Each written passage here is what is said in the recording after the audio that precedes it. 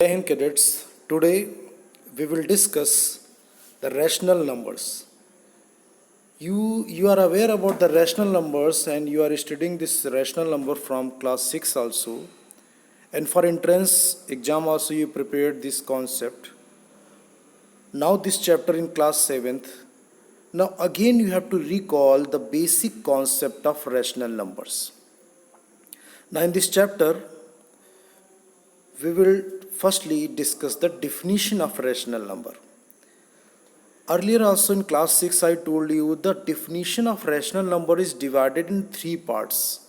There are main three parts. The first part, the number which can be written in the form of P upon Q. Okay, the number which can be written in the form of P upon Q. Second condition, P and Q are integers. This is very important point. This is very important concept for rational number, that P and Q are integers and Q not equal to 0. So whenever if any number is satisfying these all three conditions, in that condition you can say number is a rational number. So again I repeating, number which can be written in the form of P upon Q. Second condition, P and Q are integers, and third condition, Q not equal to 0. Now for the example, you can see we having 5 upon 8. 5 upon 8, this is in the form of P upon Q. 5 and 8 both are integers, and 8 is not equal to 0, means denominator is not equal to 0. So this is a rational number. Similarly, you can see the example minus 3 upon 14, 7 upon minus 15, minus 6 upon minus 11. So these are the rational numbers. One more important question, what about 0?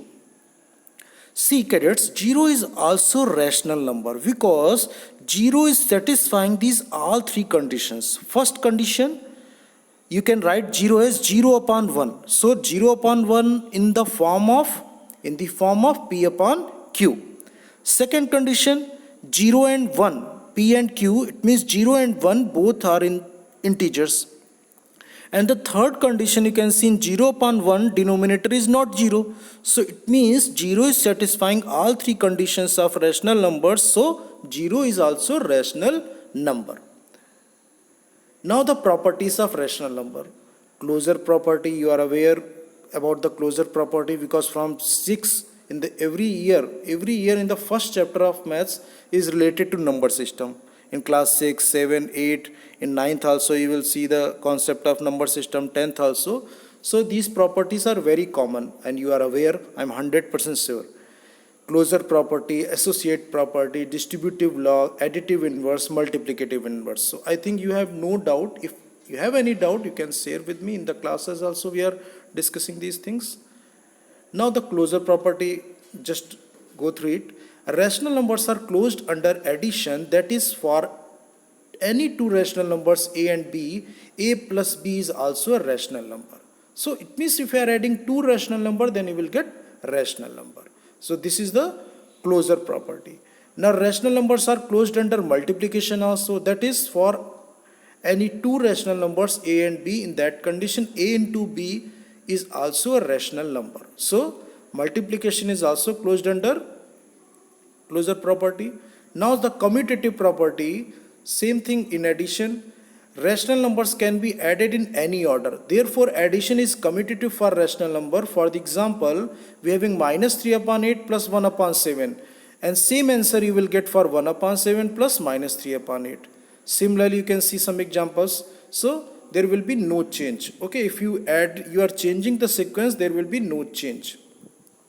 Now in the subtraction is not a commutative for a rational number. For example, since minus 7 is unequal to 7, hence LHS is unequal to RHS, because if minus 3 upon 7 minus 1 upon 7 you are solving, you will get different value, and 3 upon 7 minus 1 upon 7 you are getting different value. So it means subtraction is of rational number is not commutative. Okay. Now see the multiplication. Multiplication also you are aware, if means a into b is equal to b into a. So it means rational numbers can be multiplied in any order. Therefore it is said that multiplication is commutative for rational number. So you can see the example. If you are multiplying minus 7 upon 3 by 6 upon 5, and then you are getting minus 14 upon 5. Similarly, if you multiply 6 upon 5 by minus 7 upon 3, in that condition also you will get minus 14 upon 5. Now then, after we having associative property for addition. Addition is associative for rational numbers, that is for any three rational numbers. So it means a plus b plus c. So firstly, if you are adding b and c, then you are adding a, or you can add a and b, then you are adding c. In both conditions you will get the same answer. You can see the example also, 2 plus 5 plus 3. So it's up to you. You can add second and third number, then first number, otherwise first and second number, then third number. In both conditions you will get the same answer. Now see the multiplication. Multiplication is associative for rational number, that is for any rational number. So same thing, same like addition also, 2 into 5 into 3. So you can multiply 5 and 3, then you are multiplying by 2. Otherwise you can multiply 2 and 5 and then you can multiply by 3. Both conditions you will get the same answer. Now see the distributive law. For all rational numbers a, b and c, you can see a bracket b plus c equal to ab plus ac. And similarly a bracket b minus c equal to ab minus ac. Same thing you learn in class 6 also. So I think you will not face any problem in these laws and properties. Now additive inverse, this is very important. Sometimes you are confused, like a upon b. What is additive inverse? So additive inverse means what we should add in a upon b to get 0. So if you add a upon b with minus a upon b, in that condition you will get 0. So it means the additive inverse for a upon b is minus a upon b, and similarly for minus a upon b, the additive inverse is a upon b. So you can understand by this way additive inverse, and sometimes you confused about additive inverse and additive identity. See again, additive inverse for any number and additive identity is fixed. This is 0. At 0 is an additive identity, and additive inverse means you are finding for any number. Okay, additive inverse for any number, and additive identity is fixed. This is 0. Now multiplicative inverse, same thing.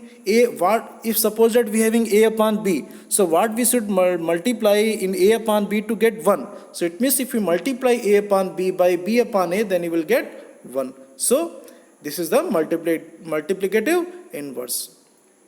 Now thank you cadets. Now again go through the NCERT, your reference book R.S. Agarwal, R.D. Sharma. If again any doubt, please ask, and don't think this chapter is very easy and you already learned in class 6 and 4 and 5. So no need to again study it. Okay, this is in NCERT book, special chapter. So you should go through it and recall your basic concept of rational number. Okay, and solve the more and more problems. Thank you cadets.